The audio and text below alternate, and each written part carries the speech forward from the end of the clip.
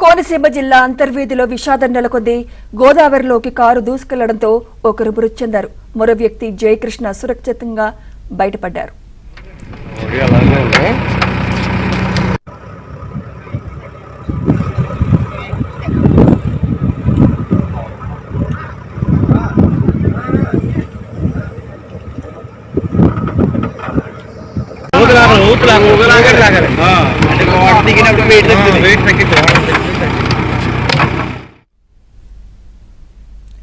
కోనసీమ జిల్లా అంతర్వేదిలో విషాదం నెలకొంది.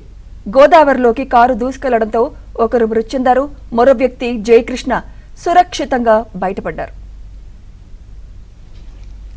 ఇదే అంశంపై మరింత సమాచారం మా ప్రతినిధి రాజబాబు అందిస్తారు. రాజబాబు, అసలు ఈ ప్రమాదానికి గల ప్రధాన కారణం ఏంటి? రాజబాబు. సుమిత్ర, అంటే ఈ ప్రమాదానికి ప్రధాన కారణం అంటే వీళ్ళకి అంతర్వేదికి సంబంధించి బీచ్ అన్నా చెల్లెలు గట్టు ఉంటది. అక్కడ సముద్రంలో గోదావరి కలుస్తుంది. అక్కడ గోదావరి ఒడిగా ఉంటుంది. ఆ గోదావరి ప్రవాహం కోసం వీళ్ళకి తెలియకపోవడం, అంటే ఫస్ట్ టైం వీళ్ళు ఇక్కడికి వచ్చి ఉంటారనేది కూడా స్థానికులు అయితే కనుక అంచనా వేస్తున్నారు. అంటే ముగ్గురు యువకులు కాకినాడ నుంచి కారులో బయలుదేరి వచ్చారు.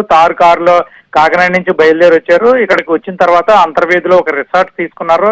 అక్కడే ఉన్నారు. వీళ్ళు ముగ్గురులోని ఇద్దరు యువకులు కారులో డ్రైవ్ చేసుకుంటూ కూడా ఈ ప్రస్తుతం ఏదైతే ప్రమాదం జరిగిందో అంతర్వేదికి సంబంధించి సాగర సంగమం అంటారు. అంతర్వేది సాగర సంగమం దగ్గర అన్నా చెల్లి గట్టు అంటారు. అంటే సముద్రంలో గోదావరి కలిసే భాగము. అక్కడ గోదావరి ప్రవాహం ఎక్కువ ఉంటది, ఒడి కూడా ఎక్కువ ఉంటది, గోదావరి అలలు కూడా ఎక్కువ వస్తాయి.